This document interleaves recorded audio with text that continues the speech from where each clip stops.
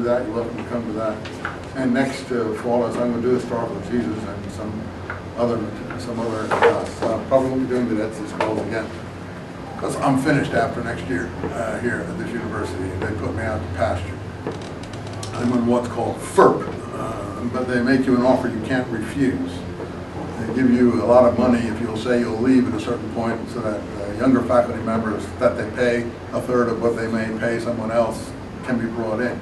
So it pays the university to offer older faculty members a big bribe to get them out of here.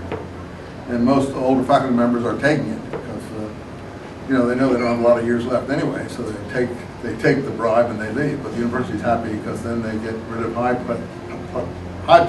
price staff and replace it with lower price staff. Anyway, that's another story.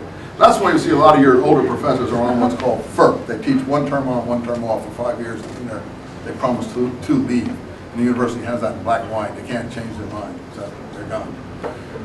I got, as I said, 1 year left after this. So if you want to take anything more from me, that's you're welcome to. I'm happy to. I haven't taught Islam in 3 years, but I want to teach it once before I retire. That's why I'm in this class now. And the other young lady, Miss Starkwell, she's a very good teacher too, and she's teaching her course at a different time. But I used to teach Islam here, all the Islam course for 25 years, and then she came in and I let her teach a while to get her feet, get her bearings here. But I want to do it once more. This is the once more time I'm taking it. Now,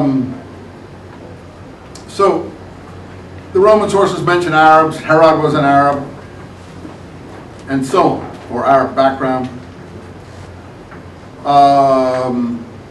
And at that time, they were traders, mostly nomadic traders, caravanners, and things like that. What we would call a Bedouin or a Bedou today. But today, what are Arabs? Most Arabs are living in towns and cities.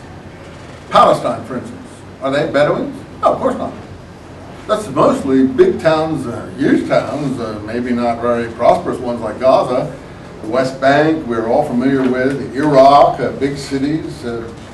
People getting into difficult situations because of the cluster of populations, processions being spooked to jump into rivers during religious festivals. But these are mostly, almost all those people from Lebanon, Syria, Iraq, Egypt,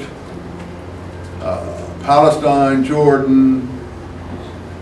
Those are Arab countries to some extent, largely Arab countries. They're mostly city, town, village dwellers. They are not nomads, right? You're familiar with that? Well, so when did that transformation occur? Well, probably sometime in this Roman period that it started, that these areas became seen as Arab, but they're not Bedouin Arab. The Prophet was Bedouin to some extent Arab, but we'll see he comes from a very important family in a settled area that had control of shrines. So even he's not really a Bedouin, but he was part of the caravan trade. I mean, he didn't wander after flocks and things like a pure Bedouin will do, as we will see.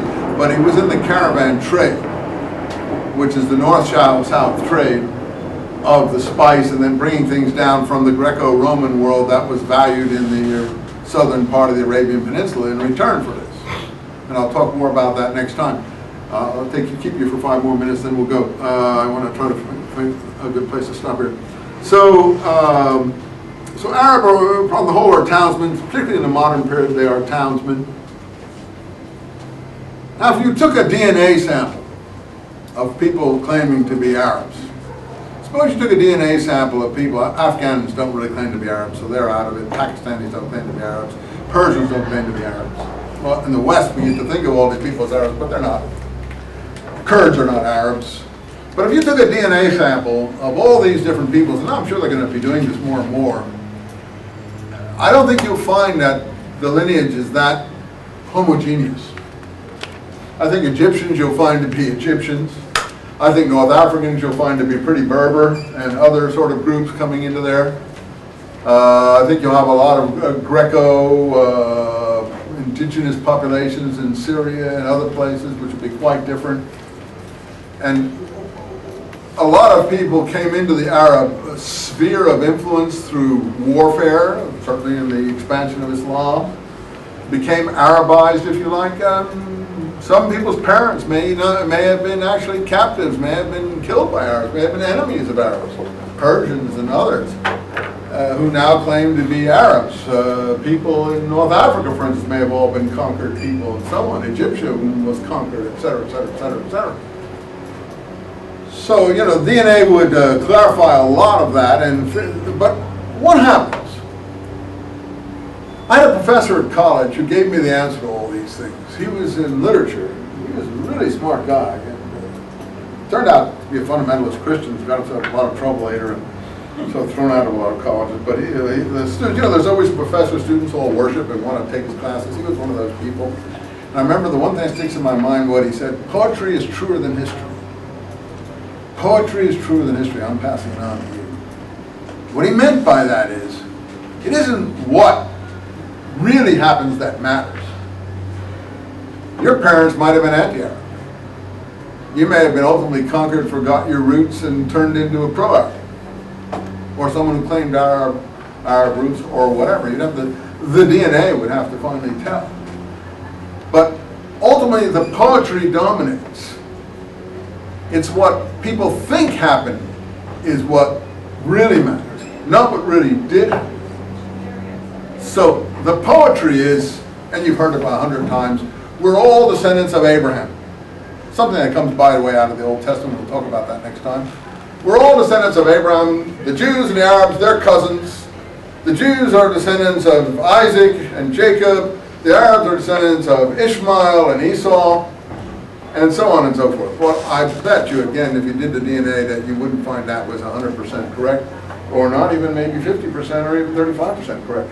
The problem is what people, I think, wouldn't happen with the Egyptians and others, because they were always considered in the Bible the children of Ham, and so on, a totally different people group. Not that I care about racism at all. This doesn't make a difference. This thing, the picture people, though, have is, this is what we are, and that comes out of the Quran.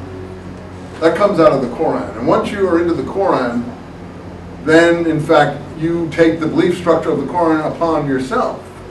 And so then you become a son of Ishmael, and so on. And the Arabs are the sons of Ishmael, according to part of the Hebrew genealogical stuff in the Old Testament, which the prophet and the Quran are very familiar with. Now, this also may come from the angel, depending if you believe in angels. Again, you have to decide all that for yourself. After you weigh all the evidence, not me. I can't weigh it for you. Only you can. I can only say that it's what people think happened, not what really did happen. I think the same thing for the Gospels, as you know. It's what people think Jesus is, not what actually may have occurred at that time, that matters today. It's the picture of